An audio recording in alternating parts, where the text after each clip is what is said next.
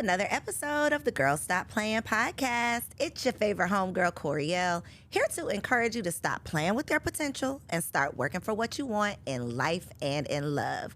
You already know that I'm bringing you the information and the conversations to help you make the money and get the honey. You can have it all as long as you are willing to work. And we have a working woman in the building. Dr. Tiff is in the studio.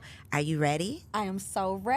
Thank you for having me. Look, I'm so excited to have you because this conversation is going to be a little spicy, okay, y'all? What I got on my card, we probably ain't even going to get to what I got on my card, okay? Because the conversation that we had before the camera started rolling, I think that this is definitely going to be a conversation that you are going to want to share with a friend. So go ahead and send this video on to one of your girlfriends because this is going to be not just a juicy conversation, but y'all are going to learn a lot. So get your notebooks out and get ready for this girl talk. Okay, so let's just start by allowing the people to put some respect on your name. So we're going to give you a proper introduction. Go ahead and tell the people, what do they need to know about Dr. Tiff?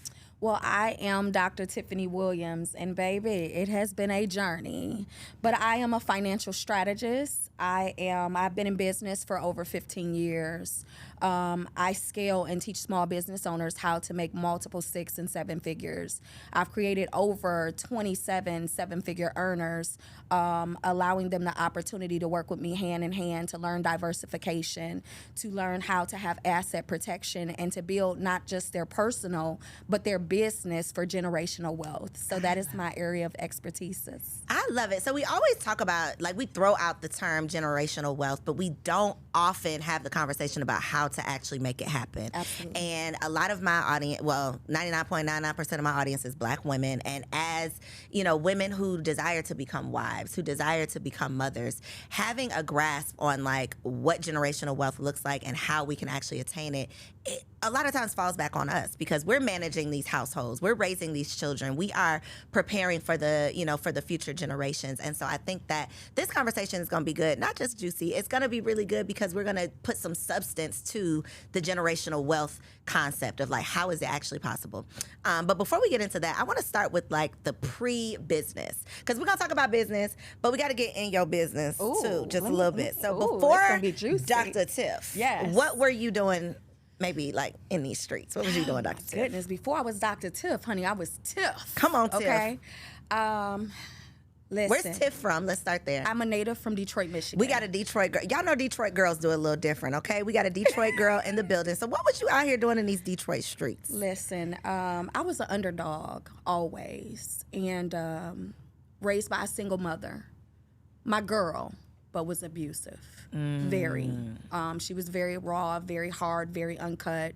Just to give you a little example, and it's gonna make you cringe, but my mother done put guns to my head. She done bust a window with my body and hung me out the 2nd floor. I had that type of mother, but I still loved my mother because that's all I knew.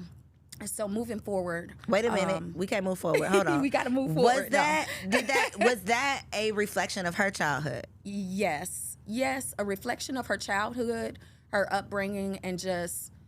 Was she a product of abuse? She was a product of abuse. Okay. And she was extremely, anything you could do, I could do better. She was hardcore, she was raw, but she still had a heart. Mm-hmm. And that was the way that she showed love.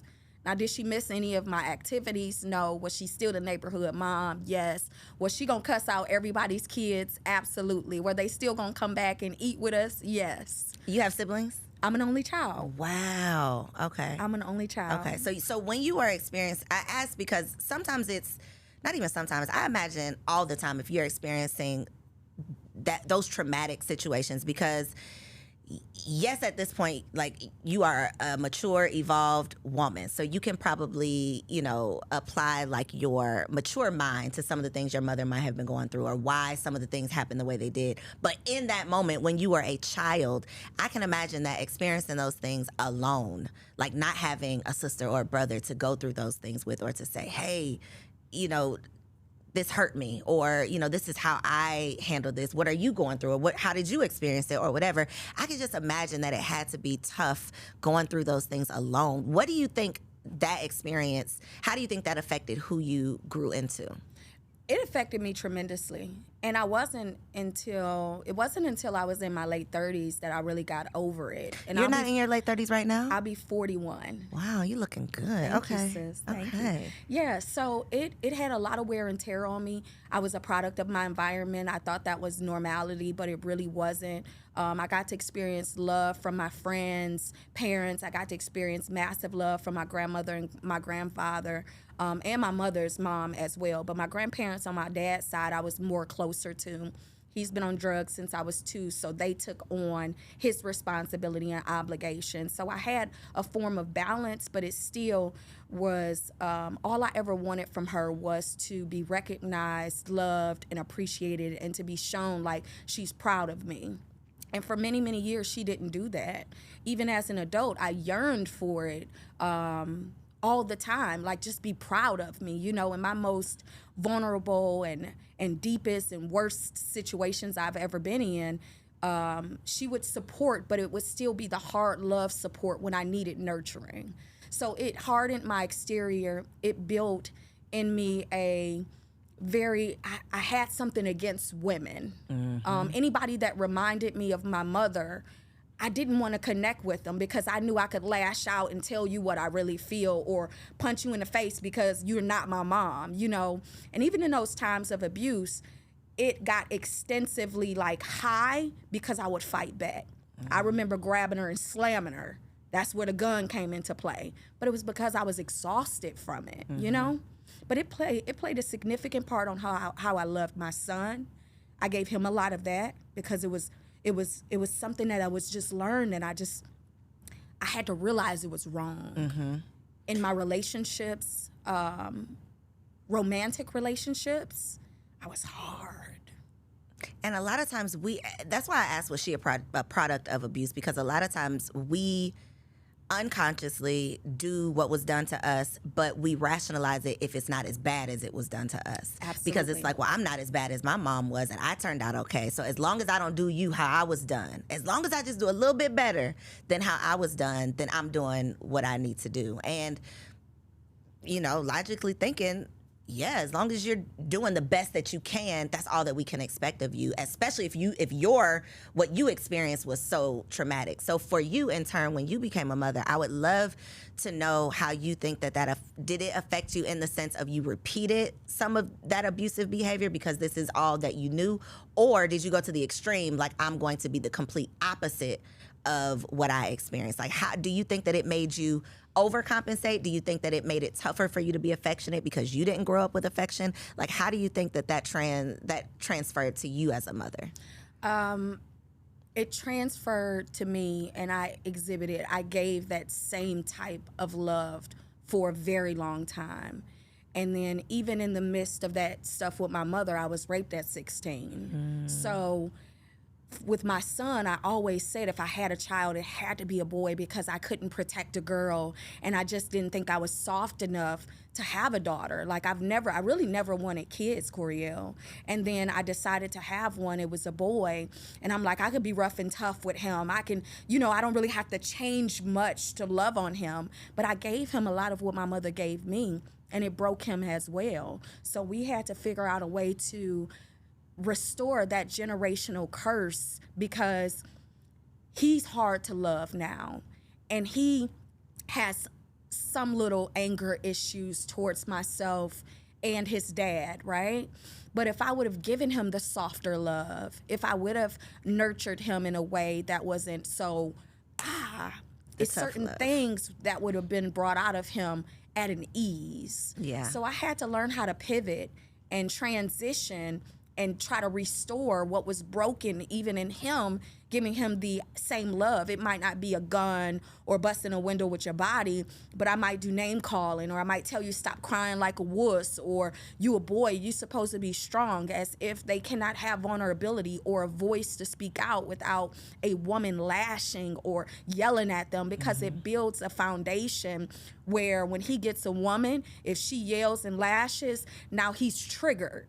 And I just really wish I could have changed that at the beginning and didn't have to restore it as he gotten older. Hindsight is always 2020. I definitely want you to give yourself some grace because we're so hard on ourselves as mothers. There is so much that we just have to, like in a 5-minute span, the things that you think about in terms of what you have to do and what you got to make sure is taken care of, and, you know, thinking about what you need to say and how you need to say it and the impact that it might have and how you want your child to take it.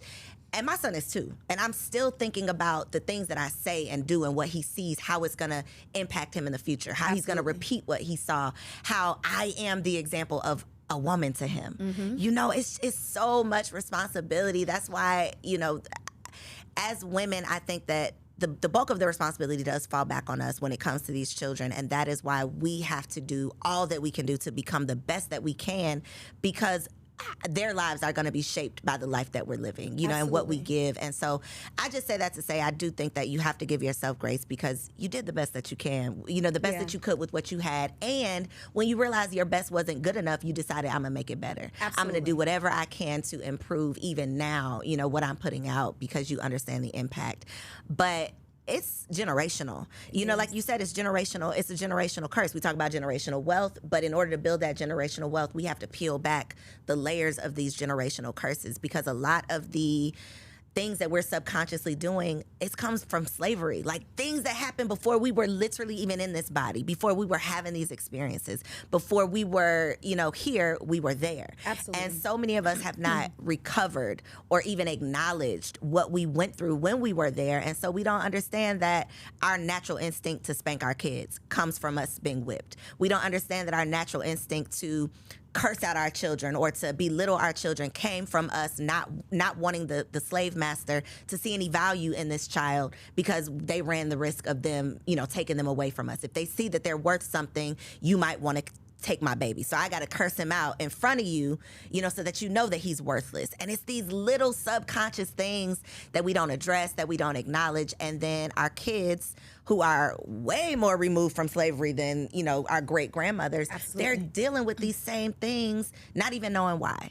So they grow up and they repeat the same things. And so it's literally just like this revolving door. It's so much responsibility. It's so much work. It is. It's not fun. It ain't sexy. I mean, it's not, but it's necessary. It is. It's so necessary. And these conversations, I think, are healing, because there's somebody who's going to watch this that's going to say, wow, I recognize now that I did XYZ to my child because of what was done to me, and I had never even connected the dots. Right. We're like the evolved generation, right? Yeah.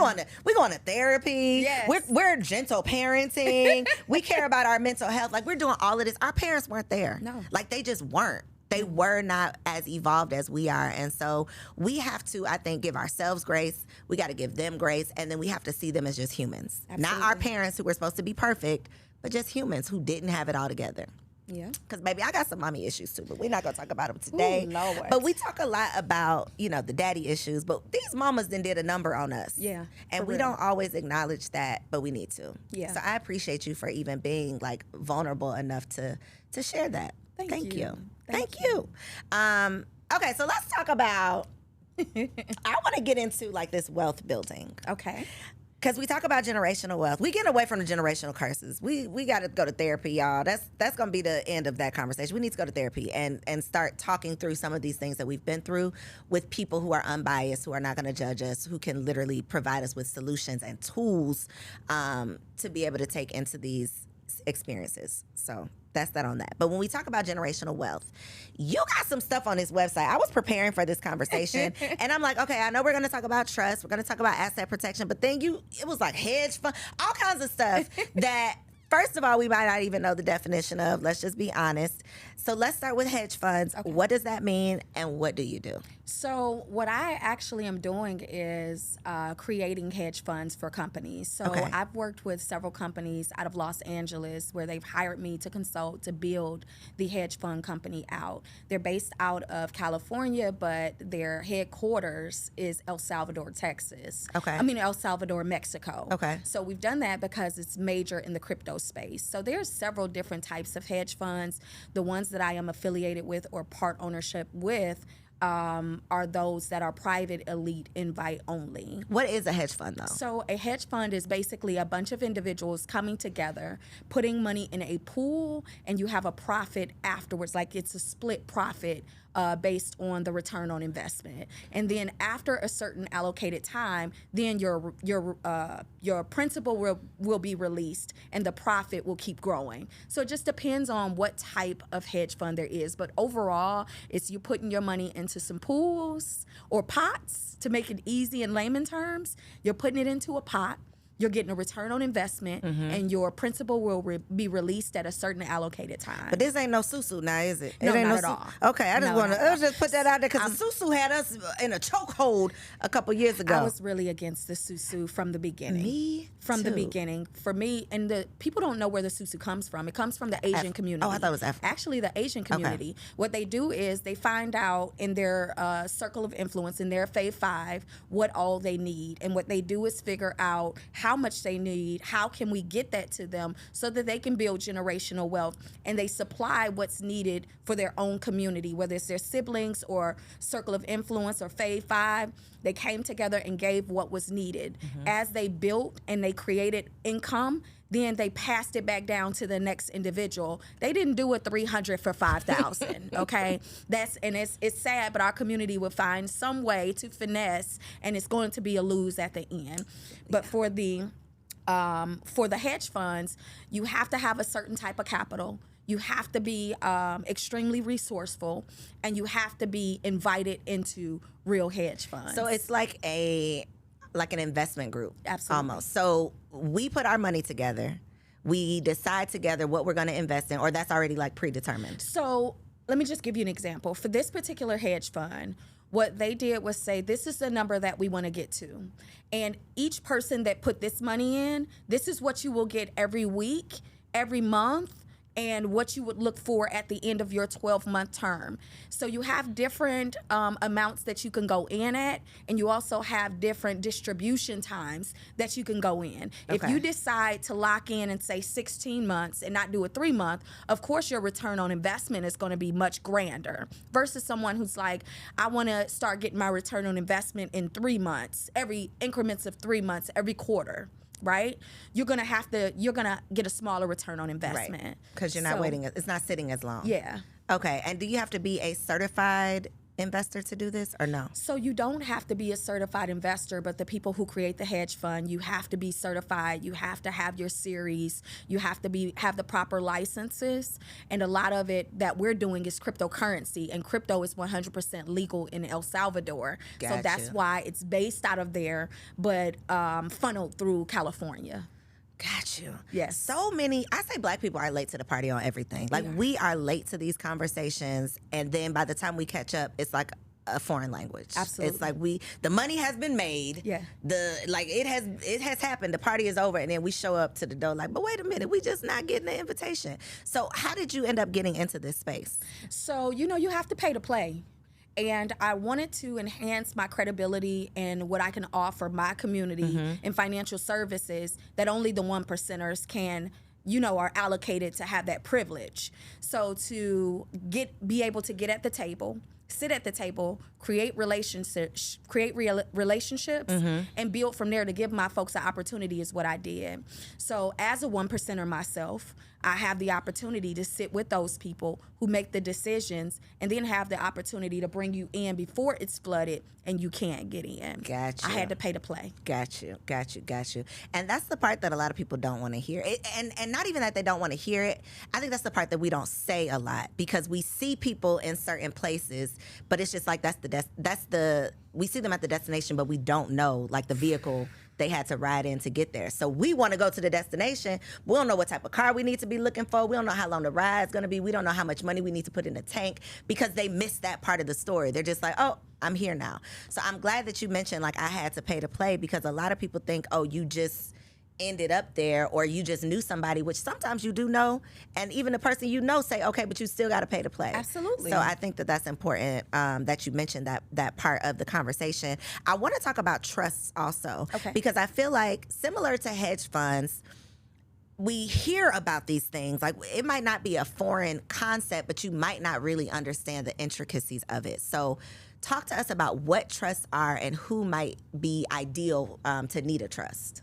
So a trust, you have different types of trust, but what most people know is the revocable, irrevocable, the charitable, the beneficiary trust, or the business trust. So what I do, I work with the number one company who has created the trust that is backed by the IRS, stamped. They have been through litigation and never lost. So you have to look at what type of asset protection are you desiring? Are you desiring an asset protection that secures you while you're alive, or that secures you while you're alive or deceased? Do you want to have an opportunity to gift your children assets that are non-taxed? While you're alive, do you want to pay taxes on only fun, food, or fashion?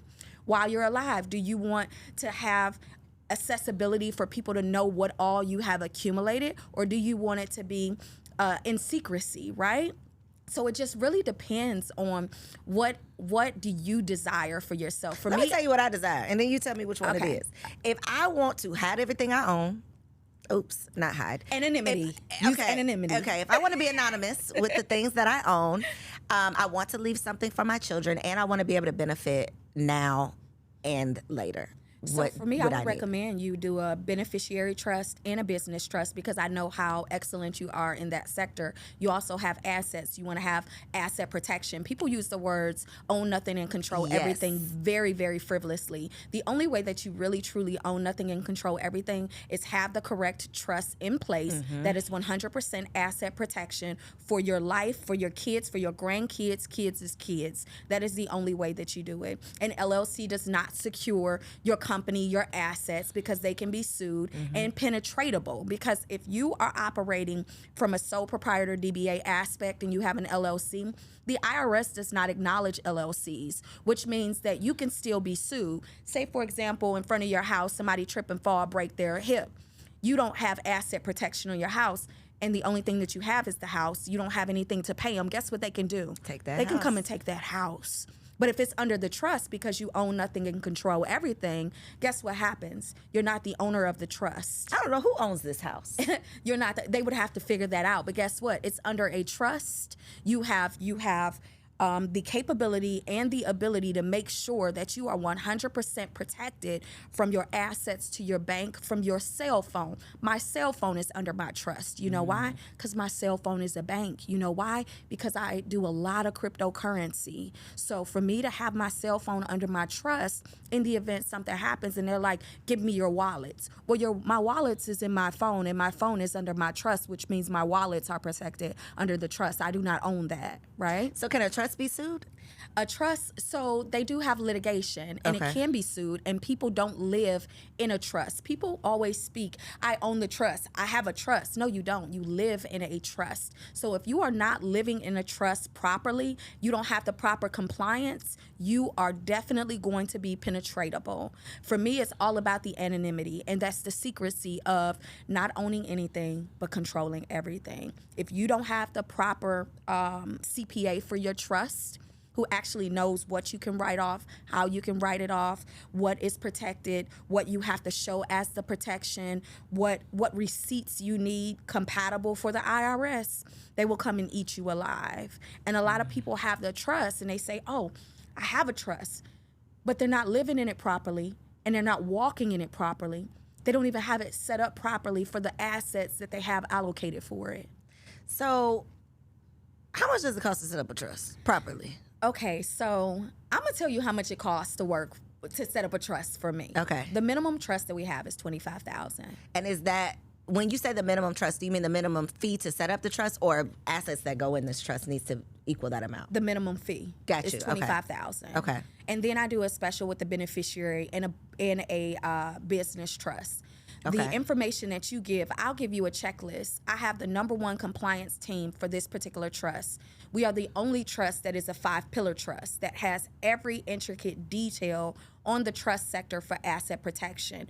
We have only 14 licensed CPAs to actually excel this trust and be the compliance department for it. There's only 9 of us who are licensed to sell this trust. Not only am I the only Black one, but I'm the second woman. So it's a minimum of $25,000. You have to pay to play. But when I tell you we're going to save you, minimum liability, maximum gain. So in order for that to make sense, in order for me to invest $25,000 to set up this trust, what is a reasonable, like what position do I need to be in for that to make sense for me? Because obviously if I don't own property, or if my business is not profitable, like what's the ideal person that makes sense for?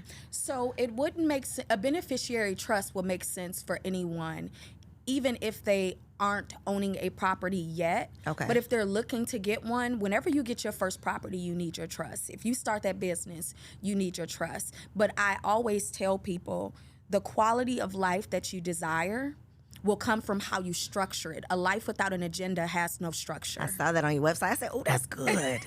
That is good right there. Yes. Yeah, so you got to prepare for it. And if you're walking in alignment with your purpose, your passion, and even how the direction you desire to go into with your family structure, then the trust is necessary. Because one thing about a trust, you don't have to wait for the courts to say, hey, my children can get this. They're not double taxed. When you have the proper trust, you're only taxed on fun, food, and fashion. You pay yourself a salary through the trust.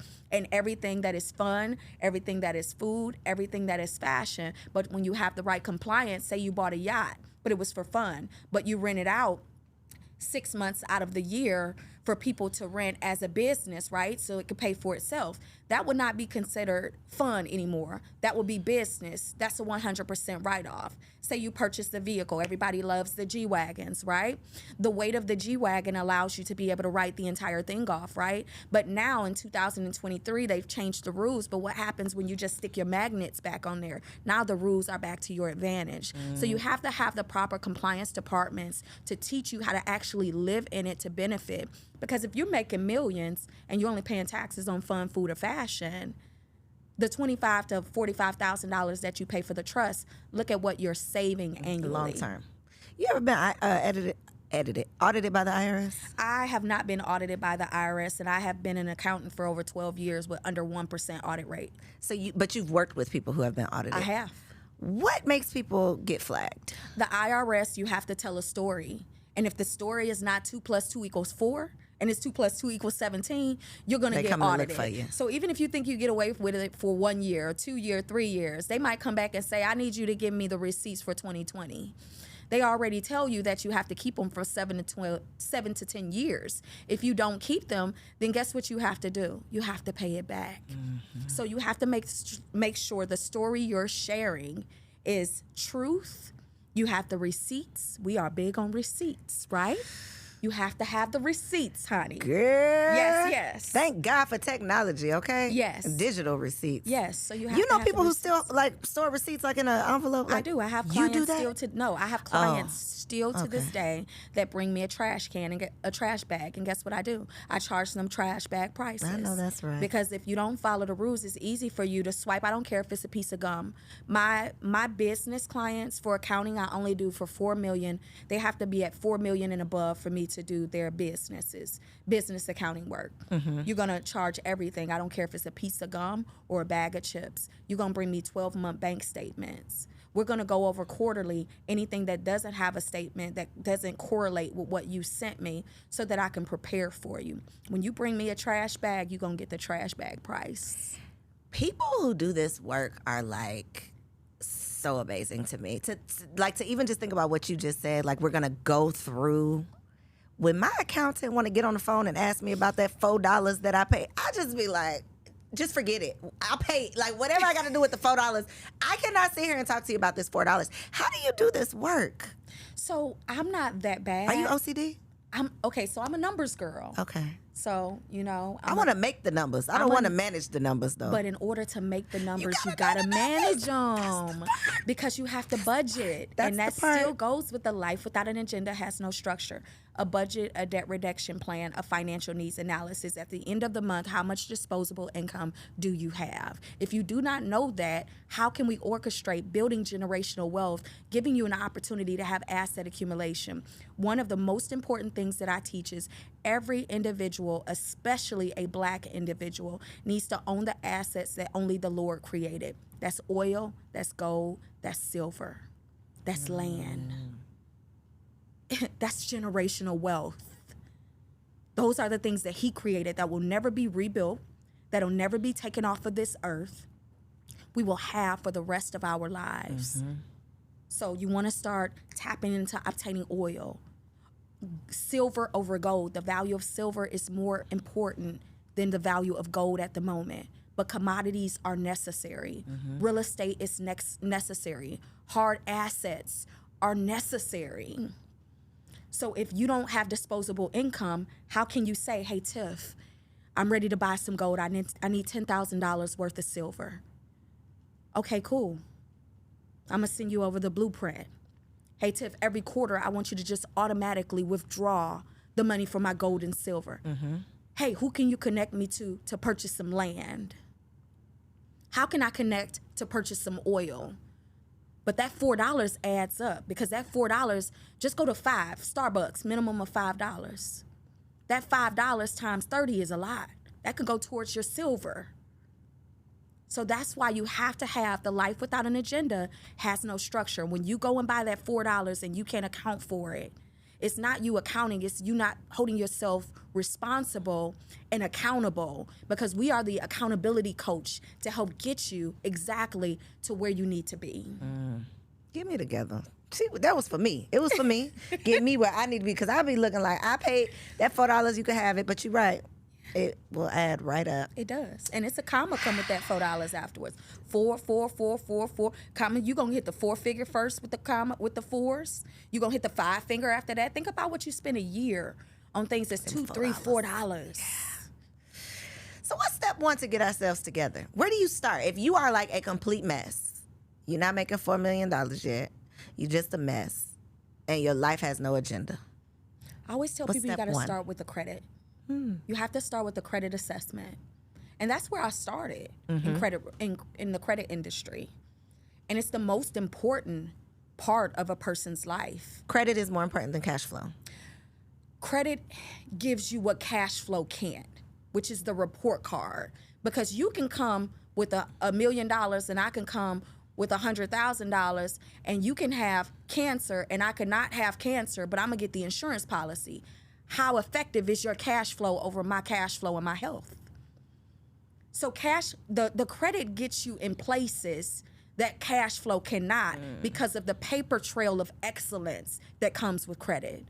That is your heartbeat to your report. That is your financial report card. That tells the creditors and individuals how responsible you are financially.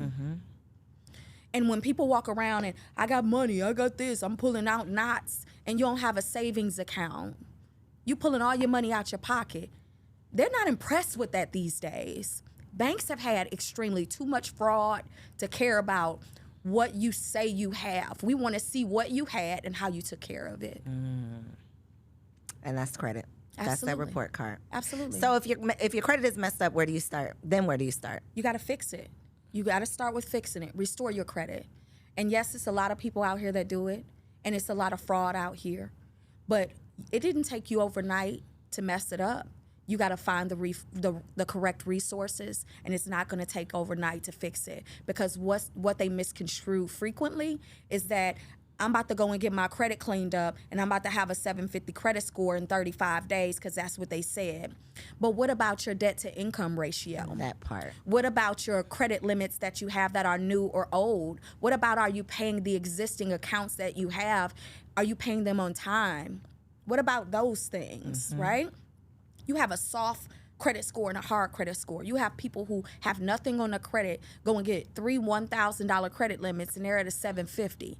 Do you think that 750 is credible? Absolutely not. That's a soft 750. You hold the same weight as somebody with a 600 credit score of 550 because you don't have the history. You just accumulated the accounts. And what is it that's comparable to what it is you're desiring out here in the world to complement your $1,000 bubblegum credit card?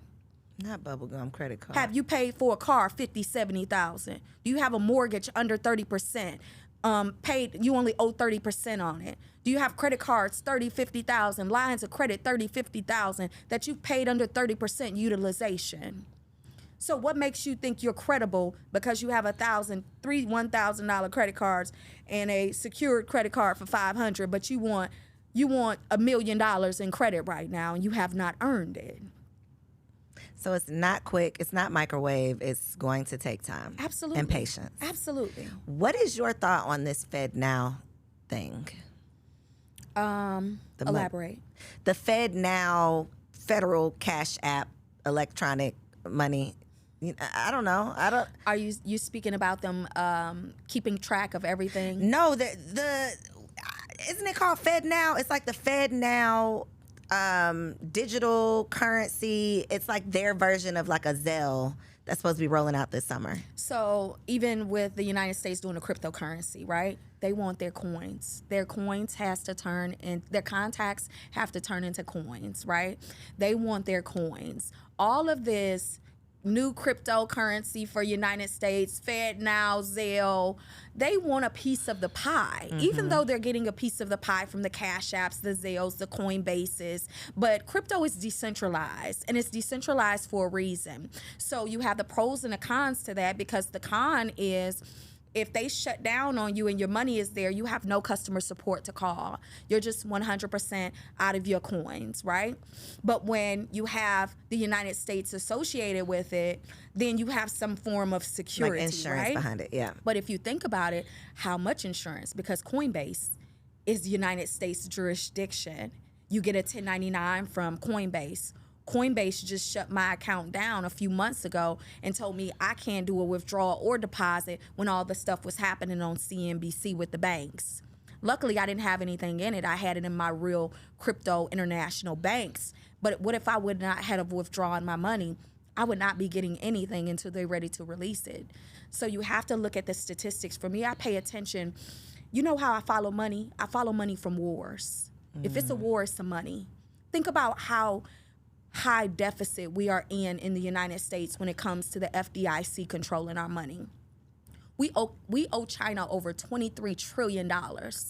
But yet, whenever we feel like it, we can print money for other people in other countries like Ukraine and other places. You can print billions of dollars for other countries that don't support us, but then we lack the education, the practicality that we need in the United States to live here. But we're in a deficit, but we can print money for anybody else. Math ain't math, and it's not making sense. The math does not ever math. But you always know when the U.S. got some money, because you know war is either coming or it then came, and that's where the coins come in at. Gotcha. So speaking of international, because I know you do a lot internationally, you were talking about Dubai. Yes. I'm all in because I literally, one of my homeboys just recently went and got his residency, and he's been talking about it. So then when I saw you talking about it, I said, okay, we got to talk about it, because what is going on in Dubai and what do we need to know? So Dubai is actually, again, we learn things at the end, but I got residency in Dubai about 1.5 years ago. I bought a property there in Dubai, and it's rented out very, very exclusively to where you making your money, right? So it's expensive, it's beautiful. It's one of those places that once you're connected, you are on. For me, I use it for the banking relationships. Again, a lot of my portfolio is cryptocurrency. Okay. So I like to funnel my crypto to my international. I use my international debit cards. It never comes to United States soil, which makes it untaxed, right? So the benefits that you have with having residency there. And then I also got my Moors passport, my 5-star Moors passport. Wanted to talk about that too. Yes, ma'am. Yes. So I'm all for the freedom, and I'm all for being internationally. So what are the benefits as Are you considered a Dubai citizen? It's not even really a dual citizenship. It's just a residency. Yeah, but I'm working on the citizenship. Gotcha. You don't have to give up your citizenship here. It'll be dual. No, you can be dual. Gotcha. So in Dubai, you don't pay for medical. You don't pay for school. They have zero crime rate. You can eat off their floors. Like, that's how clean it is. I tell everybody, Dubai. I went to Dubai for my 30th birthday, and that is one of those places that I just feel like everybody has to experience that. It's like a movie. Like, literally, you're living in a movie, and it's so unbelievable. It's so unlike anything we have here in America it's like mind-blowing, mind-boggling. So when I'm seeing this mentioned, I'm like, it's piquing my interest because, you know, now that I have kids to think about, I'm always like, what makes the most sense for them? And, you know, American schools are just like so awful that I'm always considering. So that's what I was thinking about when I saw your Dubai. Like, would this be an alternative for children? Depending on how you want to bring up the kids, Coriel. For me, I really am in a position in space where I'm like, every couple months I want to go somewhere different. I was trapped for so long. I want to experience new cultures, eat different foods, speak different languages. You know, just encounter diversity at its finest.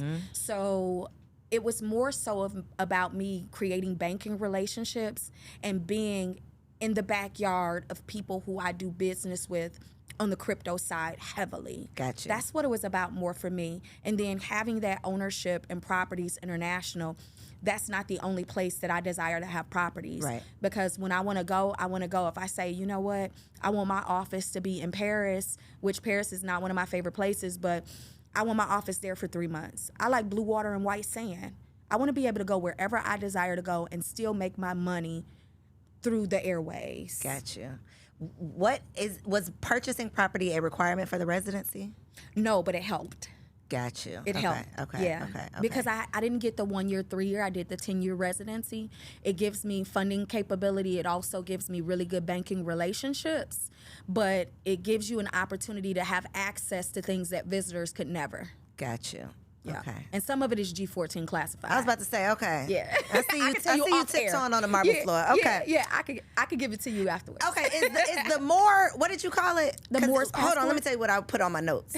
Sovereign citizenship. Yes. That is what I would like to say. Is that G14 classified? But we can talk about it. Okay, let's talk about it. Because, go ahead. Yeah, go ahead. Come on, give it to me. So this is one of those me and my husband, we be all in on this stuff, okay? We be like, oh, we could do it, but then we ain't do it because we got a little scared. So when we were having our first son, we had the conversation around like, are we going to get him a birth certificate? Because we were supposed to have a home birth. Didn't work out, but we were supposed to have a home birth. So in our minds, we weren't going to the hospital. So in our minds, we didn't necessarily have to have a birth certificate because we've done all this research around, you know, how you are enslaved once you have a social security card. And how, you know what the internet be saying, what they be saying on YouTube, right? So we were YouTube researching all of the things, and we were trying to figure out how we could have all the rights without being a slave to the system, which in my mind, the only remedy for that, which was this sovereignty.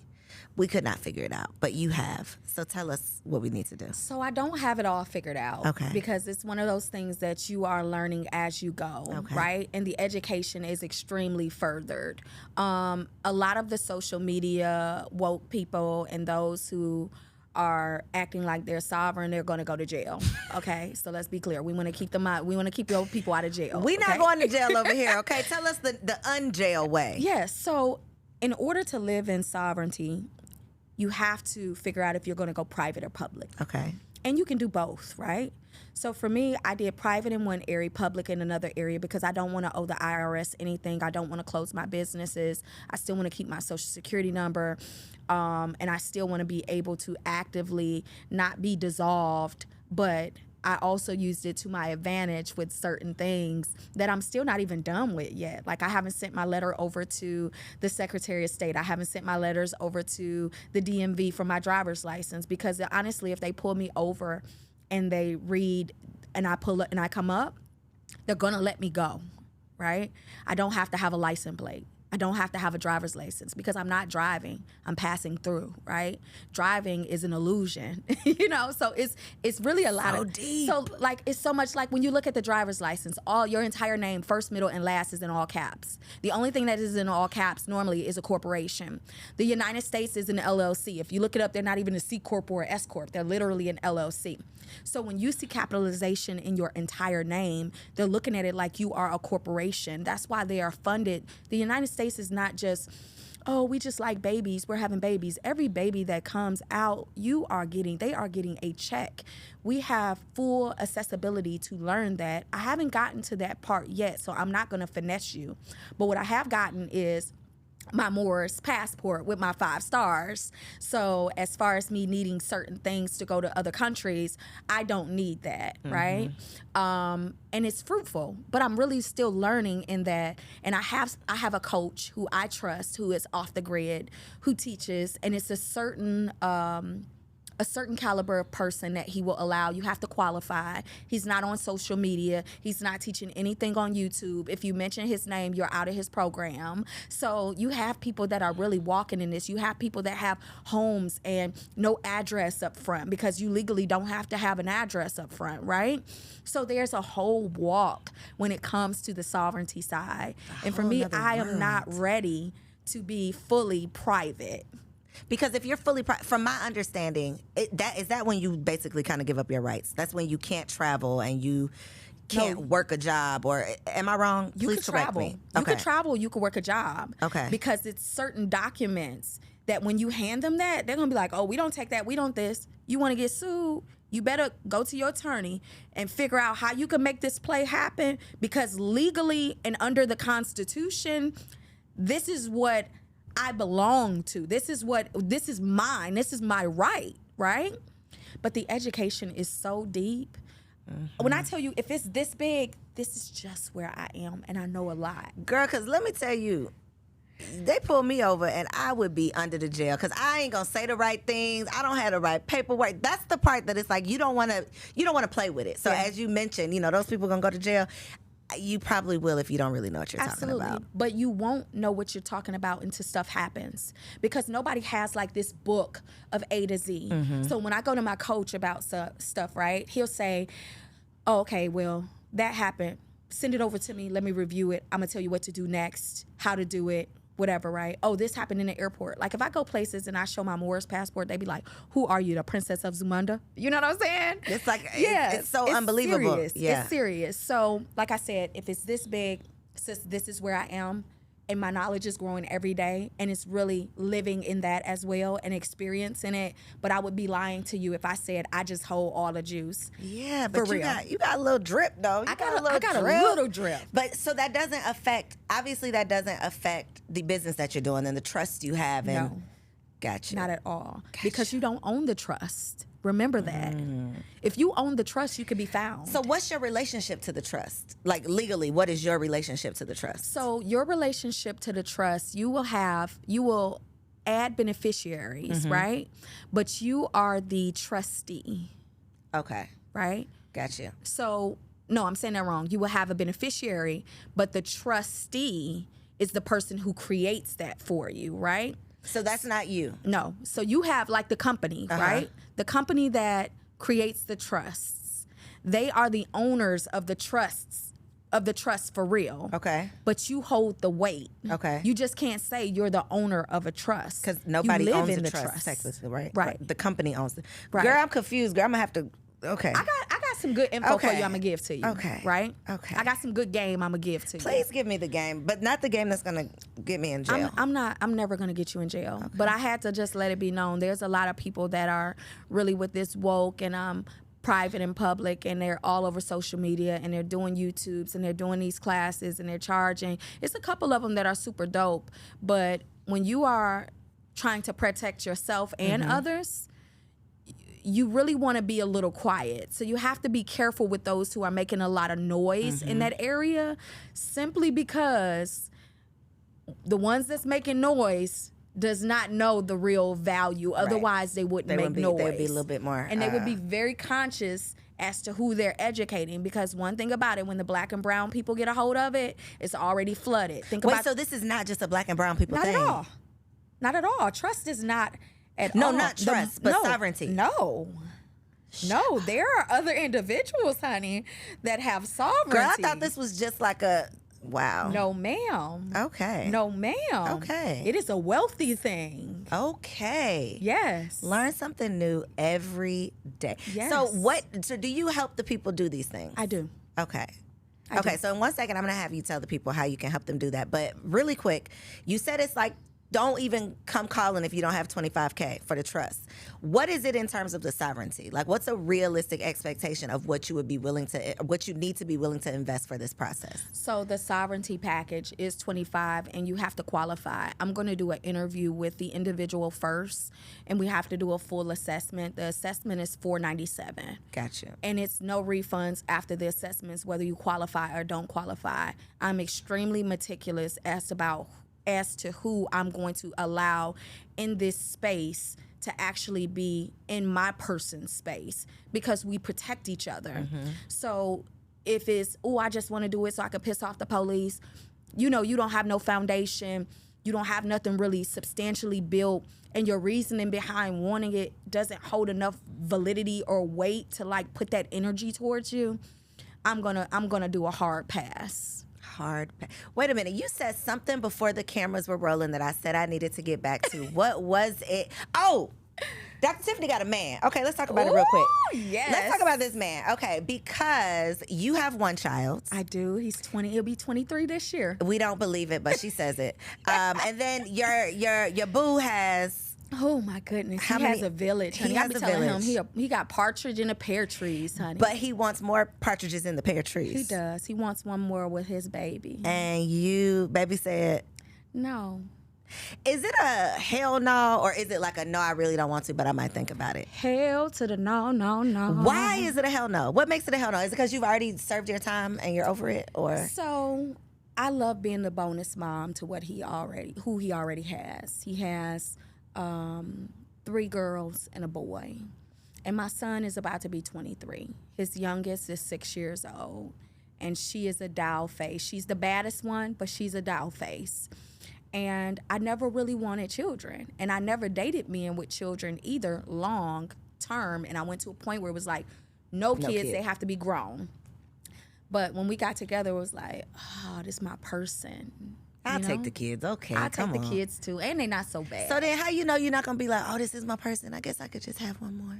I don't want no more. I don't want, I like the babies, Coriel. I like them from 0 to 6 months. After that, can the Lord go just away. Just go on and raise them up, Lord. Can they just poof and be gone, right? Gotcha. But since I got the bonus ones, you it's can like I'm still experiencing it. Okay. Yeah. But you're having a good experience as a bonus mom. I'm having a great experience as a bonus mom with my guy and the children. And not such a great do they have the same mother? 3 of them have the same mother. The other one is the oldest. Okay. And she's in Jersey. Okay. How is the baby mama life? His ex-wife. Make it clear. Go ahead. Put some respect on the name. Yeah. Okay. His ex-wife is very problematic. We have actually sat on the same platform together, right? Shut up. Yeah, but you know me, I'm like, hey, y'all. She reached out to hug. I did the little curve. She want to stand next to me to do like the reels, and I'm wondering, she can't stand next to you and do the reels? Like you can, but why? Like we got 20 people right here. You wanted to like compete walk, and my walk, dangerous. So you don't even try to do it. Yeah, but I was really like embracing her. I was really just being authentic and transparent, and I feel like she just did a lot of weird stuff. And your experience with your ex-husband has nothing to do with me. And if it was that bad, the research that you put into trying to figure me out and, see this and see that and calling them with it, I just want you to just get you a life, enjoy it, because I'm really good to your children. And I'm not problematic about, right? with you. I don't bother you, and I made it clear on a conversation that I'm really not. I'm the worst person to make an enemy with. But you don't. Did Detroit Girl don't come out? Slightly, but it comes out extremely professional, and it also comes out heavy. Girl, you It get them comes out together with the heavy. you got a corporate get them together. I got a corporate get them together. You know, she put me in a space where I had to just pull like some records and then just say, "This you. Leave me alone. Don't play with me." Because I already know you, everything about you, everything you have, don't have, everything. Just leave me alone. Did she leave you alone? She been leaving me alone. Okay, she been leaving you alone. Okay. You had to get it together, but now she together. Okay, now she's together. It took that. Okay. Yeah. So we run in some of the same circles. So did y'all know each other?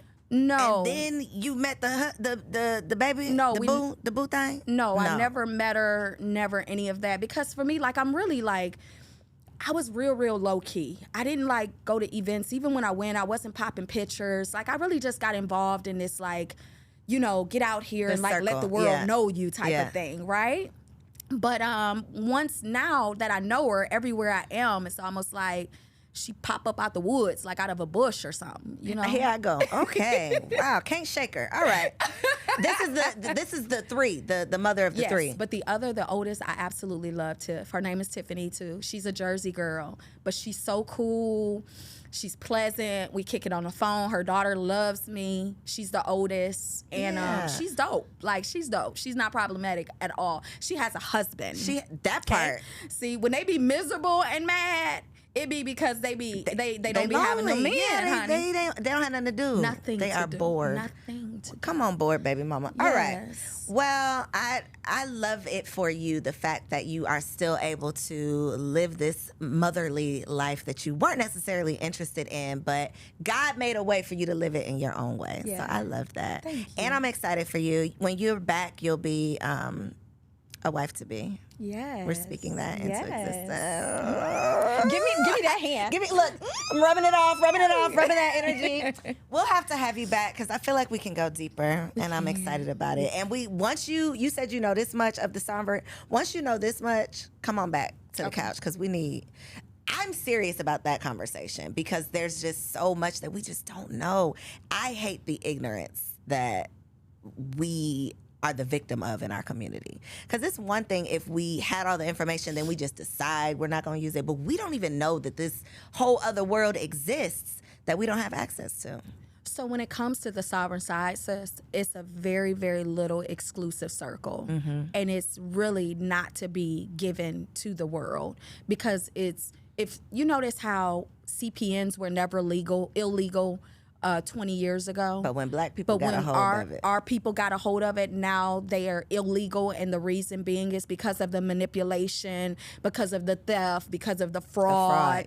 They didn't operate from the space of high, like, intellectual property. They were still frequencying on a low scale to where it's to get a car that they can't pay for. So it's very, very protected. And for me, I'm going to always, but I'm going to share it with you. And I'll share it with people who qualify because what I do know will get you where you need to go. And then my coach takes on that obligation of walking you through it with me. But I wouldn't. You're not just gonna blast it. Yeah, I'm not gonna share it on air. But I got you. The people don't do right. Girl, get me together. I'll keep it safe. Too. I know you will. I know you will. Okay, so I need you to look in that camera right there and tell the people where can they find you, what you got for them. If they want a trust, I don't know if they're making $4 million to get the taxes done, but whatever else you might have for them, let them know. So guys, let me just comment on the tax thing. That's on the business side. I work with $4 million and up, but I still have personal credit. Okay. Personal clients as well. You can actually connect with me on my website, www.whoistiffaneywilliams.com. All of the information is there. If you want an assessment call, if you've listened on Coriel's show, I will give you the assessment call for the trust for free. Ooh. Only if you say, Coriel boss. Come on. That's the only way you're going to get it. So I am Dr. Tiffaney Williams. I am your financial strategist. I'm going to help you level up without limitations to hit multiple 7 figures if that is the desire. But we're going to work to get you there. Come on, multiple 7 figures. Come on now. I hope that y'all have enjoyed this conversation. I hope you had your notebook out because it was full of not just juiciness, but so many gems. Y'all, there is no excuse for us to continue to be late to the party on these conversations. You have just learned something, and now I am challenging you to turn around and teach someone else. Make sure you like this video, comment below with something that you learned, and subscribe to the channel so that you don't miss out on any more amazing guests. I love you, and I'll see you on the next episode. Peace. If you enjoyed that episode, make sure you subscribe to the channel so you don't miss out on any upcoming content, and take it a step further and go ahead and join our private community over on Patreon, because it comes with some pretty bomb perks, including early and discounted access to our upcoming events, behind-the-scene exclusives with some of your favorite guests, the opportunity to call in on an upcoming show, the chance to vote on topics and guests for brand new shows, and I'm even giving you unlimited access to my vault of business classes where I'm teaching you everything from Airbnb to developing digital products and everything in between. And you can get access to our Patreon for as little as $5 a month, okay? Get in where you fit in, and I'll see you on the inside. Peace.